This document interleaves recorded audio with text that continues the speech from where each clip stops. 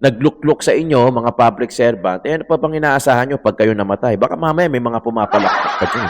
Na 1.2 billion abante, aba, talagang umaabante. May pinakamalaking allocable sa DPWH sa Maynila noong 2025. Ayun handang mamatay para sa isa't isa. Parang brotherhood. Kasi nyo, dami na mamatay. Hindi lang makakanta. Di ba? Wala na yung wala na, hindi na uso sa ngayon yung pipit-pitin para kumanta. Wala na. Wala na. Iilan na lang yun. Mahinang nila lang yun. Isang malaking scam na naman. Ang sinabi ni Pangulong Bongbong na meron makukulong. Diyos ko naman. Alright, what's up mga kayon? Welcome back pa rin syempre dito lang sa Joe Malone TV para sa issue ng bayan. Ating pag-usapan. Hit it! Sa katotohanan. Isang magandang Biyernes sa inyong lahat mga kayon. Kanta muna tayo. Issue ng bayan. Ating pag-usapan. Tunay na balita. Walang kinakampihan. Sumasalamin sa katotohanan lamang. Araw ng Friday, December 26. Totoo ang laban. Hindi puro as usual, issue ng bayan natin pag-usapan dito sa Joe Malone TV. Balikan natin yan, mga yan. May halaga sa solusyon.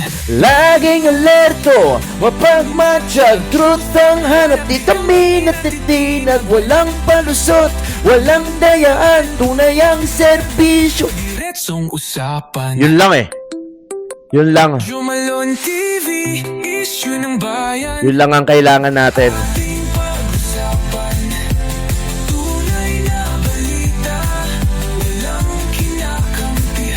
Sumasalamin sa katotohanan naman para sa mamamayan.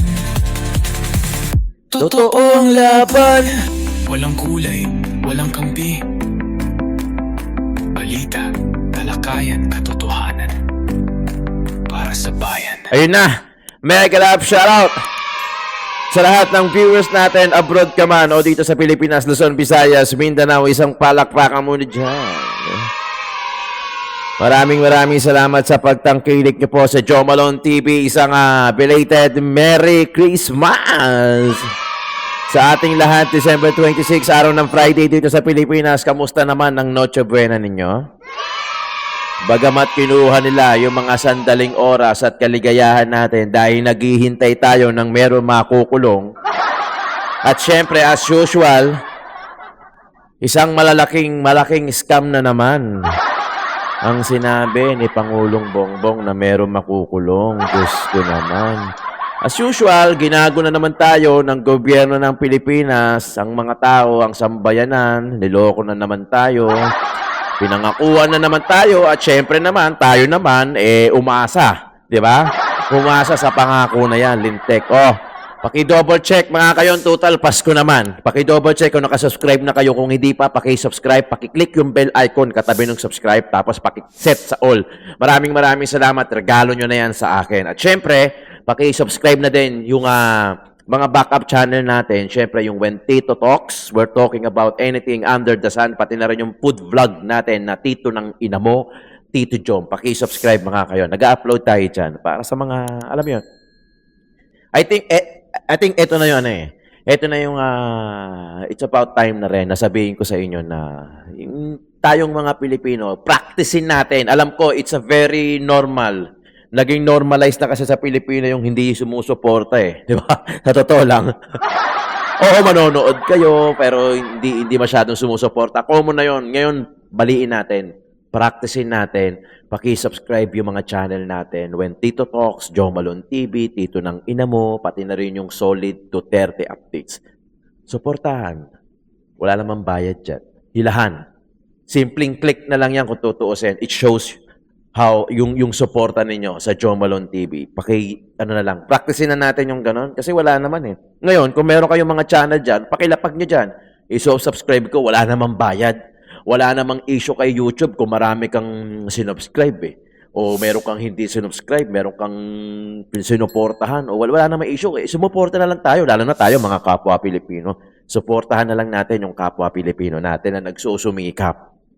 Siyempre, may mga kanya-kanya rin tayong buhay at may kanya-kanya rin tayong mga pamilyang sinusuportahan. Hindi nyo naman pwedeng husgahan kasi ang bawat tao, ako, hindi nyo ko pwedeng husgahan. Kayo, hindi ko rin kaya pwedeng husgahan kasi may mga kanya-kanyang tayo. May mga kanya-kanyang buhay tayo, di ba? May kanya-kanyang laban tayo na tayo lang ang nakakaalam. So, suporta na lang. Okay? Subscribe. Maraming salamat. Merry Christmas sa inyong lahat. Balik na tayo sa topic natin. Siyempre, wala pa rin nakukulong. Lintik na yan. Diba? Hindi na ako naniniwala doon. Pero siyempre, kahit paano aasa ka. In fairness naman, to be honest, diba? Ako, transparent lang ako dito sa channel ko. Siyempre, hindi ka aasa. O yung problema, kahit paano, meron kang matitirang puta, sana may makulong. Diba? Wala. Okay na. Sinungaling talaga. No? Sinungaling talaga ang walang yan. Okay. Eto na. Pucha, eto na. Ano pa ba? Shoutout sa lahat. Merry Christmas po. Alam ko, sa abroad, alam ko kumikita kayo na maayos dyan. Pero syempre, hindi naman madali yun. Di ba? Hindi ko naman kayo pwedeng musgan. Ang sarap ng buhay nyo. Yung mga nasa abroad. Dito sa Pilipinas, ang hirap. Di ba? Hindi. I'm sure naman, pinaghirapan nyo din yan. Deserve nyo din yung handa ninyo. Proud naman ako dahil may mga Pilipino na nagsusumikap para mabuhay at mabigay yung pangangailangan ng pamilya nila dito sa Pilipinas. Okay? Maraming salamat sa suporta ninyo. Eto na, mga picture to. Yan! Sinasabi ko, si Boy Dila. Nakatanggap daw sila ng bashing. Kasi ang next daw na madededs, according, maliban kay Representative Acop, si Abante na. Actually, marami. Marami na lang. Marami ako nababasa. Nabash talaga. Kasi mas matanda ata to si Pastor di ba? Mas matanda ata to si Pastor kay Acop. I don't know. Pero yun, nakatanggap daw sila ng bashing. Ano pa bang ine-expect mo? Napakalintik naman. Ano pa bang ine-expect mo? Di ba? Wala, ganun talaga. Kasi ganito lang simple lang. Simple lang, sa totoo lang, simple lang. Simple lang para hangaan ka ng kapwa Pilipino. Magtrabaho kayo. Kung public servant ka man o private citizen ka, para magustuhan ka ng kapwa mong Pilipino, gumawa ka na mabuti. Di ba? Ganun kasimple. Gumawa ka na mabuti. O pag ikaw na namatay, sigurado, maraming iiyak, magdadalamhati, maraming magbibigay ng tribute, magbibigay pugay. Pero pagka wala kang ginawang mabuti, hindi ko sinasabing ikaw, abante, ha? Hindi ko sinasabing ikaw, generalize ko. Pag hindi ka gumawa ang isang tao ng mabuti, ano pa bang ine-expect mo? Wala, ganun talaga Diba? Kung hindi ka nagpakita ng mabuti sa tao o hindi ka nagtrabaho ang isang politician, hindi nagmalasakit sa kapwa niya. In the first place, kami po yung naglukluk sa inyo, mga public servant. Ano pa bang inaasahan nyo pag kayo namatay? Baka mamaya may mga pumapalakpak pa dyan. May mga nananalangin pa nga dyan. Siyempre, hindi natin masabi. Although masama yun, di ba? Pero po siya, yung ginawa nyo, hindi naman din mabuti. Masama din, di ba? Kaya parang hindi nyo masisi. Parang na ganun yung magiging reaction ng mga tao. Actually, binash talaga si Abante dahil siya na daw ang susunod, siya na daw ang next. Isa-isain na daw yung mga huwadcom. Totoo naman na umabuso din kayo doon sa kapangyarihan nyo. Aminin nyo man o hindi. Siyempre, hindi nyo naman aaminin. Gago pa kayo, di ba? Hindi nyo naman aaminin. Pero, the way kayong magsalita doon sa hearing nyo, yung binuo nyo yung huwadcom, talaga naman sa akin talaga naman umabuso kayo doon sa kapangyarihan nyo. Hindi lang doon sa mga pagtatatanong nyo, di ba? Kaila Alice Guo, kaila Cassandra Leong. Grabe tanungan doon. Talagang puta, kung nakakamatay yung mga tanong, parang wala kang karapatan na sumagot na I invoke myself, di ba? Parang wala kang ngayong karapatan sumagot ng gano'n. Dahil yung mga tanong nyo, talagang pangdikdikan. Nakulong naman si Alice Guo nakulong din naman si Diskaya. Pero iyahanin tulad ko yung Diskaya, si Sara, doon sa mga kaso nila Alice Guo. yang mga yan, yan ang mga sacrificial lamb. Yan, yung mga paalang. Hindi yan yung ulo, hindi yan yung bluefin tuna, mga galunggong lang yan. Na kailangan nilang magsakripisyo para maprotektahan kung sino man yung mga dapat nilang protektahan. O, di ba may nangako? O, bago magpasko, may makukulong. O, 26 na. Anak ng tipaklong, o. Wala pa rin nakulong na big fish. Ang nakulong pa rin, mga galunggong.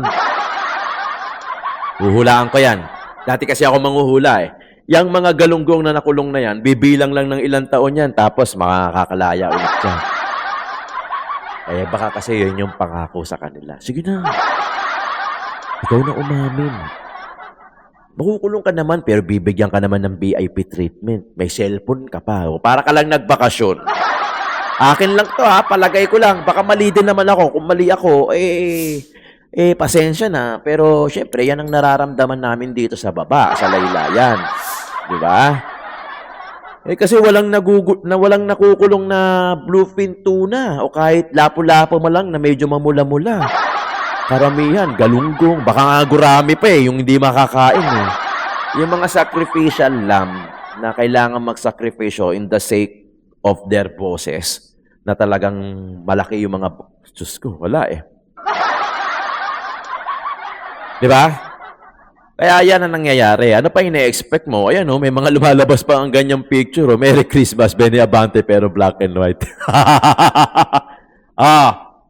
Eto, nakita ko lang din. 1.2 billion Abante. Aba, talagang umaabante. May pinakamalaking allocable sa DPWH sa Maynila noong 2025. Ayun may naka-highlights sa baba yung NEP restored, saka NEP total budget. That's grabe 1.2 yung NEP restored. 0.2 yung NEP total. Then total budget is 3.8. Grabe, ang sarap. Sarap. Diba? Tapos titirahin nila si Yorme Isko Moreno.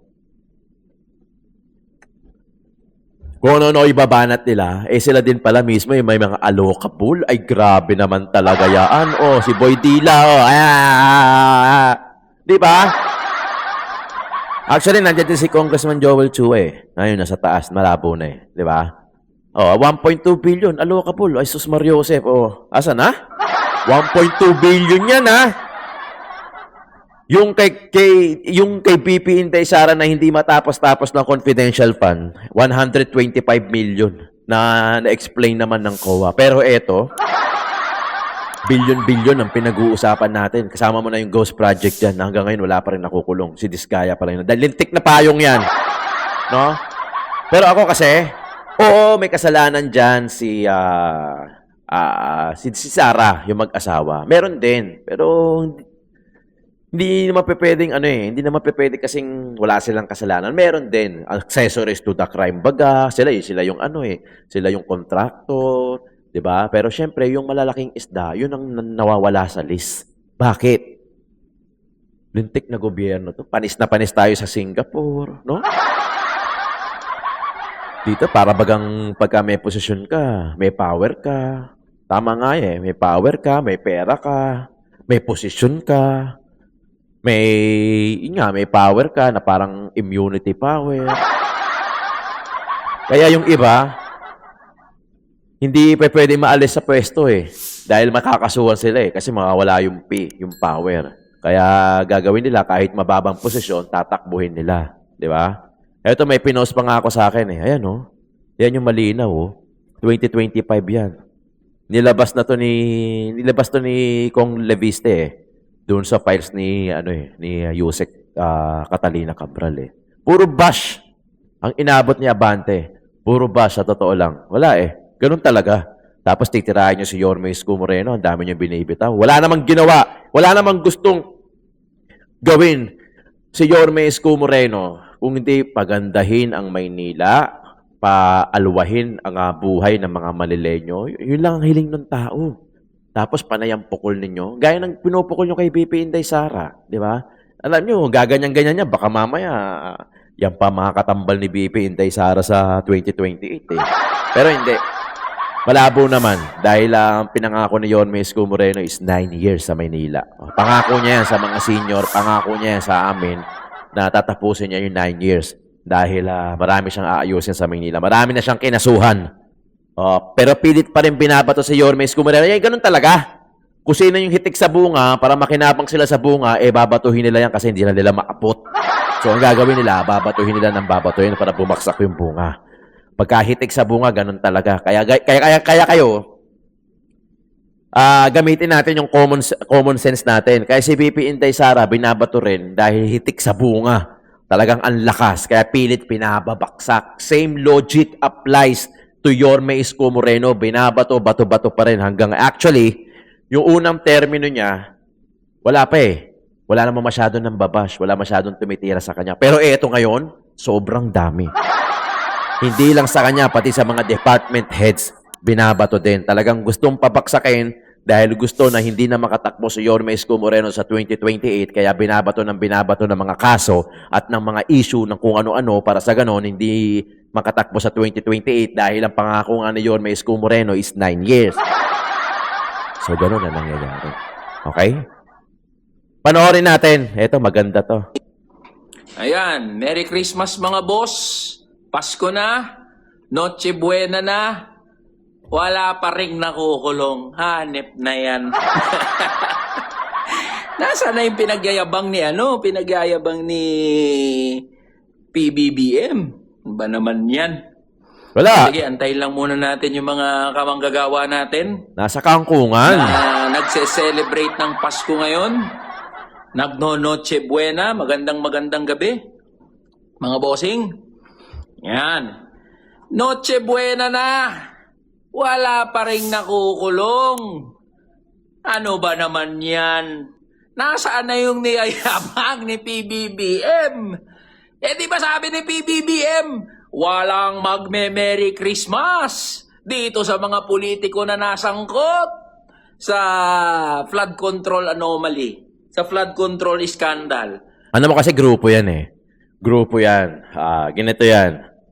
Grupo yan. Siyempre yung mga grupo ni PBBM, yan talaga yung mga handang mamatay.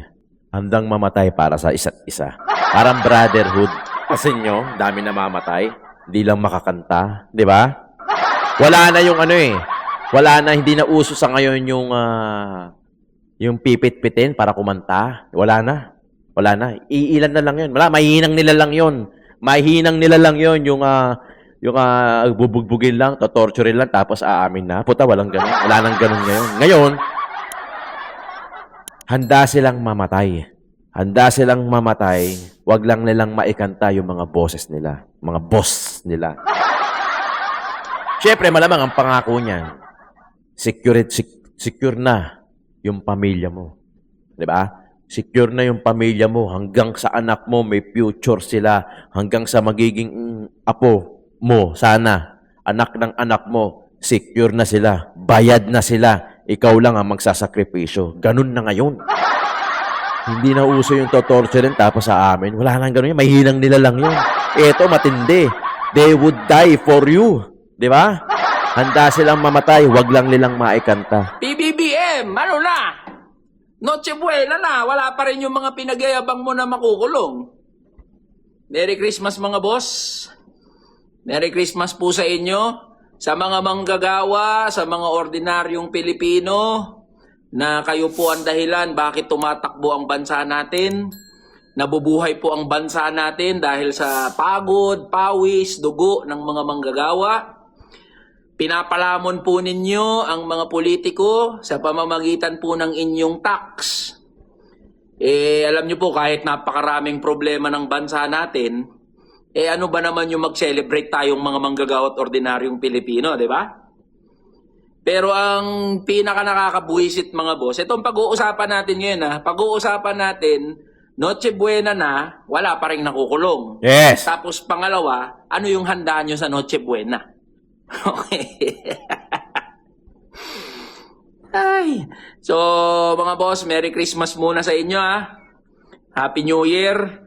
Nawa ay nasa maayos, maganda kayo na kalagayan at maging kahit simple ang inyong Noche Buena, ang mahalaga sama-sama ang ating pamilya at nagmamahalan tayo. Kahit simple. Actually, kahit wala nga handa. Ang topic natin ngayon, Noche Buena na, wala pang nakukulong. Sabi ni PBBM, ilang beses niya binanggit na yung mga sangkot daw sa flood control scandal, sa flood control anomaly, hindi daw magkakaroon ng Merry Christmas. Pinagyabang pa nila yung kulungan daw. Mapupuno ang mga kulungan. Hindi sila magme-Merry Christmas, mapupuno ang mga kulungan. O PBBM, Noche Buena na. Nasaan na yung mga politiko? Yan, puro kasi puro kasi yabang, puro press release. 'Di ba? Nasaan na yung yabang mo, PBBM? Alam nyo mga boss, wala naman sanang problema 'Di ba? Pinagbigyan ng mga manggagawa at ordinaryong Pilipino ang administrasyon na patunayan na seryoso talaga siya sa laban kontra korupsyon. Pinagbigyan Biruin mo, mula SONA, 100 araw, mula nung lumipas yung SONA, pinagbigyan ng mga Pilipino. Baka naman may makukulong talaga, baka may masasampahan ng kaso. Pero wala pa rin nangyari. After ng first 100 days, nung nabunyag yung flood control scandal, pinagbigyan uli ng mga Pilipino. Sabi kasi may makukulong daw at very confident ang gobyerno, ang pamahalaan na may makukulong. Ang problema hanggang ngayon, mga maliliit na isda. Di ba? Mga maliliit na isda pa lang yung nahuli. Sasabihin, nakakulong na nga yung mga diskaya. Maganda, nakakulong ang mga diskaya. Di ba? Pero hindi tayo maniniwala, maglolokohan, mag-uululan tayo pare-parehas kung sasabihin natin, sina diskaya lang ang may kinalaman dyan. Hindi kakayanin ni na diskaya na makapangulimbat ng 100 bilyong piso o ng bilyong-bilyong piso na proyekto na hindi kasabwat yung mga politiko. Pag sinabi natin mga politiko, lahat yan. Mula sa ehekutibo, sa mga agencies, hanggang sa mga politikong congressman, sa mga senador. Ang problema, hanggang ngayon, wala pang nahuli na mga kasabwat na mga politiko. Puta, parang mahinto ko lang. Ang pinakatamang term, ginatasan ng mga korap na politiko yung budget ng Pilipinas. Talagang ginatasan. Kanya-kanyang diskarte kung paano magkakapera. Habang yung mga iba hirap na hirap, yung mga mahihirap, imbis na umalwal, lalong umihirap. Ganun ang ginawa Kaya talagang mapapailing ka, mapapamura ka Siguro kahit yung mga hindi nagmumura, mapapamura Ganun yung latag. Ganun yung latag ng issue para malaman ninyo na talagang yung mga politiko na korap, talagang ginatasan tayo, kinuwaan tayo, hindi lang basta pera ha. Bilyon-bilyon na pera. Kunyari, ang ginamit nilang style, wala, yung ayuda, yung mga ayuda na 4-piece, naik, tupad, yung mga yan, yung ayuda na yun, wala, maliit yan. Small time yun. Pero may din yan malaki rin. Sa ating mahihirap, malaki na yan. Kumbaga. Pero yung sa DPWH, yun yung nakita nila na mabilisan. Insertion tayo ng budget. Tapos, siyempre, pag nabigay yung budget, pwede sila nang bahala gumawa. Di ba? Meron niyang kompleto sa papel Di ba? Pero wala pala pinagkaiba yan doon sa Eto na lang. Walang pinagkaiba yan doon sa mga estudyante na, meron kaming school project Yan! Nagawa ko din yan may kaming school project, pinabibili kami ng ganito para makapasa kami. Pero ang difference lang, small time yun. Ito, mga big time. Di ba? Big time. Talagang billion. Billion yung puta yung hinihingi. Yung i-insert. Di ba? Tapos pagka na-budgetan, putang ina, hayahay ang buhay. Di ba? Ilang beses na sinabi sa mga hearing na merong mga kasabwat, magkakasabwat sila. Anong pinagmamalaki? Anong pinagyayabang? Nahuli na ang mga diskaya? Nahuli na yung mga DPWH officials? Hindi nga kilala yung mga yan Di ba? Hindi pa nga makikilala yan, kundi dahil sa mga vlog na interview sila di ba? Na kung saan nagustuhan nila yung payong kaya sila bumili. Kaya grabe. Diskaya lang nakulong. Sus Mariosep. Hindi nga kilala yung mga yan. Tignan nyo yung comment section. Hindi nga kilala yung mga pinaguhuli na yan Ang alam ng mga tao, merong mga sangkot na mga politiko, nasaan yung mga yun? At paulit-ulit niyong sinabi, mapupuno ang mga kulungan ng mga politiko. O ano na ngayon, PBBM, puro kasi yabang, puro press release. Aminin nyo na, PR. na may palpak talaga diyan sa kung papaano gumagana ang pag-iimbestiga at pagsasampa ng mga kaso sa mga sangkot diyan sa flood control scandal. Alam nyo, nakikita ko pa nga dyan, ide-delay lang nila ng ide-delay. Tapos gagawa sila ng ibang issue para ma-divert yung atensyon ng tao. Tingnan nyo yung GAA. Di ba? Naging successful sila sa pag-divert. Di ba? Dinivert nila yung issue. Wala na. Kahit si Atty. Vic Rodriguez parang nagsawa na rin ata kakatopic ng GAA. Kasi tapos na eh. Itong pinag-uusapan, 2026 budget na to eh. Di ba? Na Appropriation Act eh. O, wala na. Di ba? Nakaligtas sila doon. Ito, kayang-kaya nilang ligtasan to. Kaya-kaya nilang makawala rito. Maniwala kayo, kayang-kaya nilang mawala. Pagmamalaki nila na meron nakulong ang mga diskaya, di ba? Todo ano eh. Todo, di ba? Nakikita nyo yung mga media, lipat dito. Pero po, tuwan-tuwa kayo dyan sa diskaya. Oo. Ayaw nyo aminin eh. Di napahiya kayo ngayon uli. Sumambulat na naman sa mga mukha ninyo. Yang kahihiyan ninyo. Di ba? Eh kayo nagpaulit-ulit eh. Kasabihin nyo, ang Pasko ay tungkol sa Flood panahon control. ng pagmamahalan at pagpapatawad. Ay hindi! Hindi! Anong pagpapatawad, pagmamahal? Walang magpapatawad sa mga Pilipino. Magpapatawad. Daang bilyon ang kinulimbat, ninakaw sa pera ng mga manggagawa at ordinaryong Pilipino. Tapos sasabihin nyo, ito ay panahon ng pagpapatawad at pagmamahalan. Ulul! Biriin nyo, no? Hindi. Ang laki ng budget. Kaya katarantaduhan yung ano eh. Katarantaduhan yung sasabihin ng Pilipinas mayaman. Huwag na kayo maniniwala dyan. Wala nang ganun. Hindi na maniniwala ang Pilipino ay mahirap, kailangan ng pera, kailangan ng umutang. Ninakaw nyo lang. Tapos. Ninakaw nyo lang, nilagay nyo lang sa mga bulsa nyo, namili kayo ng kung ano-ano, marangyang buhay, pinasa nyo sa mga anak nyo. Kaya ang swerte yung mga anak nyo, mga apo-apo nyo, mga pinsan-pinsan nyo, hindi na nila kailangan maghirap. Kami ang kailangan maghirap para punuan yung mga bulsa ninyo. Ganun tayo. Ganun ang tamang explanation. Direktahan, real talkan. Ano, hindi naman kayo masasaktan eh. Kahit pagbumurahin kayo rito ng mga vlogger, mga politik, hindi kayo masasaktan. O, kasi hindi naman kayo nanonood eh. Di ba? Kaya nyo kaming kasuhan, kaya nyo kaming intimidate. Di ba? Nawawala na yung Article 3, Section 4 na freedom of speech. Wala. Ganun lang ginagawa sa atin. Scam. Scam. Malaking scam yan. Yung flood control, yung sinasabi ni PBBM na may makukulong ngayong Pasko, wala. December 26 na. Bali na yung pangako mo, yung promise mo, nagyabang ka lang. Tama lang yun. Nagyabang ka lang. Inulol mo lang kami. Tinulongges mo lang kami. Pinangakuan sa bagay. Puta, nangako ka na nga. Alagay, ito pa rin mo pa. Tayo naman, putya, pinangakuan na tayo. Gusto pa natin to. Gusto pa natin to pa rin pa. So tayo na naman yung mukhang tanga. Di ba? Magmamahalan. Ano magpapatawad? Hindi magpapatawad. Huwag kayo magpatawad, mga boss. Pag ganyan kasi mangyayari dyan eh. Di ba?